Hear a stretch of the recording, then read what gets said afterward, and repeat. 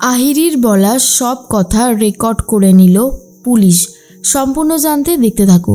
গল্পের শুরুতেই আমরা দেখতে পারি আহিরি চলে গেছে রাজেন্দ্রবাবুর কাছে। রাজেন্দ্রবাবু একটা কফি শপে বসে রয়েছে। সিসিটিভি ফুটেজে সবটাই দেখে নিয়েছে সত্যজিৎ বাবু। তাই আগে থেকে রাজেন্দ্রকে বলে দেয়, কোনো রকমের কোনো চালাকি করার চেষ্টা করলে আমরা কিন্তু একেবারে আপনাকে শেষ করে দেব। তাই যেটুকু বলেছি সেইটুকুই আপনি বলবেন। এরপর আহিরি এসে বলে, কি ব্যাপার রাজেন্দ্রবাবু, হঠাৎ করে আমাকে ডেকে পাঠালেন, সব ঠিক আছে তো? রাজেন্দ্রবাবু বলে, হ্যাঁ সব ঠিকই আছে, আসলে একটা সমস্যা দেখা দিয়েছে, তাই জন্যই তো তড়িঘড়ি করে তোমাকে ডেকে পাঠালাম। দেখো, এতদিন ধরে তুমি আমাদের হয়ে অনেক হিরেই এদেশে ওদেশে পাচার করেছো, কি ঠিক তো? তখন আহিরি বলে, হ্যাঁ করেছি তো, এর জন্য আপনি আমাকে যথেষ্ট পারিশ্রমিক দিয়েছেন। একজন এয়ার হোস্টেস কত টাকাই বা ইনকাম করে?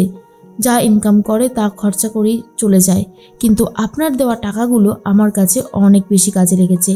আমি ফ্ল্যাট কেনা থেকে শুরু করে আমার স্বপ্নের জগৎ তৈরি করতে পেরেছি শুধুমাত্র আপনার জন্য। সত্যজিৎ বাবু সব কথাই শুনতে থাকে, আর এই সব কথাগুলো রেকর্ড হয়ে যাচ্ছে। আহিরি সেটা নিজেও জানে না। রাজেন্দ্রবাবু বলে, তুমি যদি রাঙামতিকে মারার চেষ্টা না করতে তাহলে অনেক বেশি বেটার হতো। তখনই আহিরি বলে, আসলে আমি ওকে মারতে চেয়েছি, তার একটাই কারণ, ও আমার ভালোবাসা একলব্যকে নিজের কাছে টেনে নিতে চেয়েছে, যেটা আমি একদমই সহ্য করতে পারিনি, তাই আমি ওকে শেষ করার চেষ্টা করেছিলাম। এরপরে রাজেন্দ্রবাবু পয়েন্টে কথা বলে আর বলে, ওই যে প্রতিযোগিতাটা হয়েছিল ওখানেও তো তুমি ওদের সবার ব্যাগে অস্ত্র রেখে দিয়েছিলে আমার কাছ থেকে নিয়ে। আহিরি বলে, হ্যাঁ, আপনি আমাকে সাহায্য না করলে হয়তো আমি কিছুই করে উঠতে পারতাম না, সেই জন্য আমি আপনার কাছে ঋণী। কিন্তু রাজেন্দ্রবাবু, এখন এই সমস্ত কথা বলার মানেটা কি? আজকে আমার অনেক বড় একটা অনুষ্ঠান রয়েছে, আমাকে ওখানেই যেতে হবে। রাজেন্দ্র তখন বলে, আরে তুমি তো অবশ্যই যাবে, যাওয়ার আগে একটা কথা শোনো, এখন কিন্তু পুলিশের খুব কড়াকড়ি চলছে, তাই আমাদেরকে খুব সাবধানে থাকতে হবে, না হলে কিন্তু ধরা পড়ে যাওয়ার চান্স অনেক বেশি থাকবে। আহিরি বলে, আপনি একদম চিন্তা করবেন না, আপনি এত বড় একটা কাজ সামলেছেন, আপনি যদি এইভাবে ভয় পান তাহলে কি করে হবে? কিছুতেই না, আমি কিছুতেই ধরা পড়ব না, আর আপনিও ধরা পড়বেন না। সব সময় পজিটিভ ভাববেন, দেখবেন পজিটিভ কিছু হবে। এরপর আহিরি তো ওখান থেকে বেরিয়ে যায়। সত্যজিৎ বাবু সব কথা রেকর্ড করে নেয়। রাজেন্দ্রবাবুকে বলে, গুড জব, আপনি অনেক ভালো কাজ করেছেন, কিন্তু আপনি এটা একটা কথা জেনে রাখেন যে বেশি চালাকি করলে কিন্তু আপনার খবর আছে। এদিকে অনেকক্ষণ ধরে চিন্তা করছে রাঙামতি, কি হলো না হলো জানা যাচ্ছে না এখনো। তারপরে সত্যজিৎ বাবু ফোন করছে রাঙামতিকে আর বলে, কাজ হয়ে গেছে। তখন রাঙা বলে, সবটা তোরা রেকর্ড করেছিস তো? সত্যজিৎ বলে, হ্যাঁ একদম সব রেকর্ড করা হয়ে গেছে, আমরা একটু পরেই পুলিশকে নিয়ে আসছি, একদম চিন্তা করো না, তোমার পথের কাঁটা এবারে প্রমাণ সমেত ধরা পড়বে। এদিকে অনেকটা সময় হয়ে গেছে, আহিরি এখনও আসছে না। একলব্য তার জন্য চিন্তা করতে থাকে। পাঞ্চালি রাঙাকে বলে, রাঙা কি ব্যাপার বলতো, তুই তো কিছুই আমাদেরকে জানাচ্ছিস না। রাঙা বলে, চিন্তা করিস না দিদি ভাই, এবারে আহিরি দিদি তার কুকীর্তির শাস্তি পাবে, আহিরি দিদিকে আর কেউ বাঁচাতে পারবে না। এটা শোনার পরে অবাক হয়ে গেছে পাঞ্চালি আর বলে, সত্যি সত্যি আহিরি ধরা পড়বে? তাহলে তো অনেক ভালো হবে। এদিকে অঙ্কুরও অনেকক্ষণ ধরে ভাবে যে কি হলো, আহিরির তো এতক্ষণে চলে আসার কথা, তাও আসছে না। একলব্য বলে, দি ভাই তুই কি জানিস আহিরি কোথায় গেছে?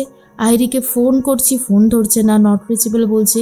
ওর বাড়িতে ফোন করলাম, ওর বাবা মা বলল বাড়িতেও যায়নি, তাহলে ও গেল কোথায়? পাঞ্চালি বলে, না রে ভাই, আমি তো জানি না, জানলে হয়তো বলে দিতাম। তার মাঝখানে একলব্যর কাছে ফোন এসছে। এদিকে সত্যজিৎ বাবুরাও বাড়িতে চলে এসেছে, কিন্তু আহিরি কোথায়? আহিরিকে তো পাচ্ছে না। সত্যজিৎ বলে, কোথায় গেল আহিরি? তখন রাঙা বলে, আচ্ছা ও কিছু বুঝতে পেরে গেছে? সত্যজিৎ বলে, বুঝতে পারুক বা না পারুক তাতে আমাদের কিচ্ছু যায় আসে না, কারণ অলরেডি আমাদের কাছে সব প্রমাণ রয়েছে, তাই কোনোভাবেই আহিরি এবারে জাল কেটে বেরোতে পারবে না। তখন সত্যজিৎ বাবুর সামনেই একলব্য ফোনটা ধরে, আর ডাক্তার ফোন করেছে আর বলে, আহিরি সেন আমাদের কাছে রয়েছে, উনি অসুস্থ হয়ে পড়েছে, হসপিটালে ভর্তি। আর এটা শোনার পর একলব্য বলে, আমি এক্ষুনি আসছি। সবাই মিলে হসপিটালের উদ্দেশ্যে রওনা দেয়। অঙ্কুর তখন রাঙাকে বলে, কেন জানি না বারবার মনে হচ্ছে এটা আহিরিরই একটা কোনো প্ল্যান। রাঙা, তোমার কি মনে হয়? রাঙা তখন বলে, ঠিক বলেছিস জামাই দাদা, এটা আমারও মনে হচ্ছে, কারণ আহিরি দিদি হুট করে এভাবে অজ্ঞান হয়ে গেল, হসপিটালে ভর্তি হয়ে গেল। ব্যাপারটা আমার কাছেও খুব একটা সুবিধের লাগছে না।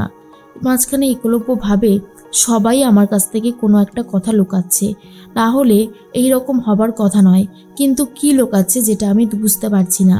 রাঙা ভাবে আহিরি দিদির জ্ঞান ফিরলেই আহিরি দিদিকে সবটা বলে দিতে হবে, আর এর মধ্যেই তখন আহিরি ভাবে কিছুতেই সে সুস্থ হবে না। বিয়েটা হচ্ছে কালকে, একেবারে বিয়ের সময় সুস্থ হয়ে একলব্যকে বিয়ে করবে, তারপর যা হবার হবে। কিন্তু রাঙাও ঠিক করেছে বিয়ের মণ্ডপেই আহিরির কুকীর্তি প্রমাণ সমেত ফাঁস করে দেবে।